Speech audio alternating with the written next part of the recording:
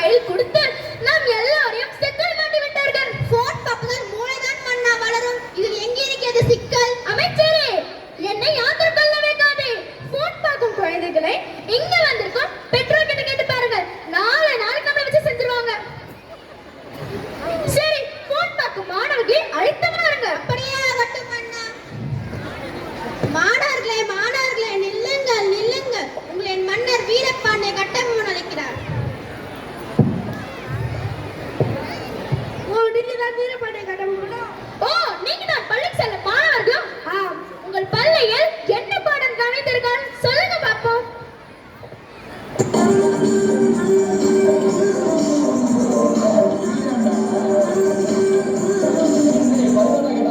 தெரியாதோ? சரி, அடுத்தது வாருங்க பாப்போம்.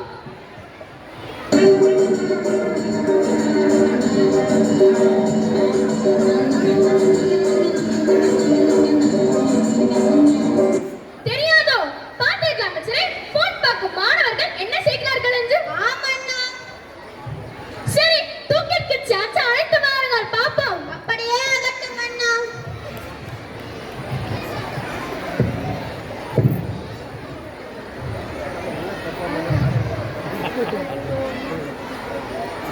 டேய் வாங்கடா விளையாடலாம். என்னடா விளையாடுறது? Temple Run, Candy Crush, Talking டாக். ஏதாவது விளையாடலாமாடா? ஓகேடா. சிறுவர்களே நில்லுங்கள். உங்களை மன்னர் வீரபாண்டிய கட்டபொம்மன் அழைக்கிறார். மன்னரா? ஆம். எதற்கு அழைக்கிறார்? உங்களோட நட்புக்கோள் அழைக்கிறார். நட்பெல்லாம் வேணாம், எங்க யூடியூப் சேனல் சப்ஸ்கிரைப் பண்ண சொல்லுங்க. சரி வாருங்கள், உங்கள் யூடியூப் சேனலை சப்ஸ்கிரைப் செய்ய சொல்கிறேன் மற்றும் உங்களுக்கு பரிசும் அழைக்க சொல்கிறேன். ஓ, நீங்க தான் தூக்கிற்கு சா? ஓ, நீங்க தான் வீரபாண்டிய கட்டபொம்மனா? ஆம்.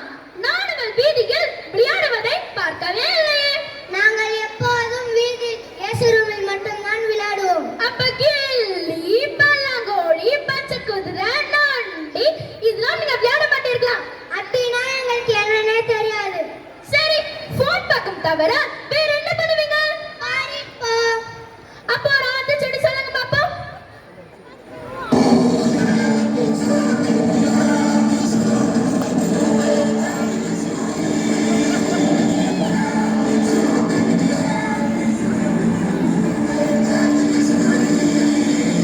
பார்த்தீர்களா அமைச்சரே, நான் அவ்வேறு ஆட்டு செடி கேட்டேன். குழந்தைகள் என்ன பாடுகிறார்கள் என்று. ஆமண்ணா, நான் கூட இப்படி ஒரு ஆத்திச்சூடியை கேட்டதில்லை. மன்னா, ஆத்திச்சூடி மிகவும் பழையது மன்னா. நீங்கள் 2K கிட்ஸுக்கு ஏத்த மாதிரி சிம்பிளாக கேளுங்கள். சரி, கேட்கிறேன். நம் நாட்டில் இப்போது யார் ஆளுகிறார்கள்?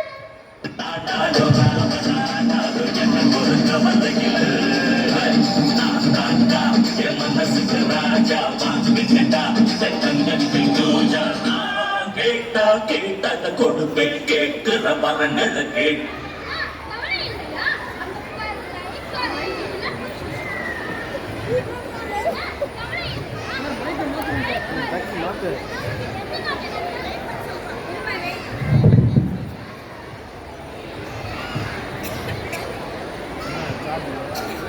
என்ன கவலை இல்லையா?